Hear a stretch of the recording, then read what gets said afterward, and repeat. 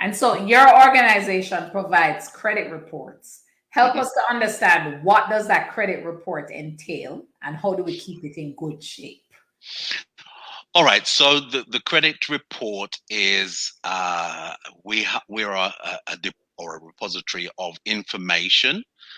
We hold information that is submitted to us by all financial institutions in Jamaica once per month. So there's a credit cycle that everybody pays their bills within a 30-day period. After that, there is a 5-day period after the end of the month that all of the financial institutions submit their information or upload their information into our database.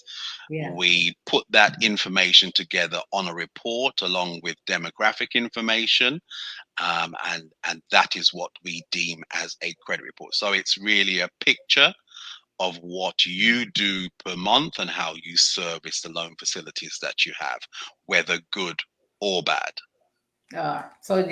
At each point in time, what are all the loans? What's your history on making sure you're paying those loans?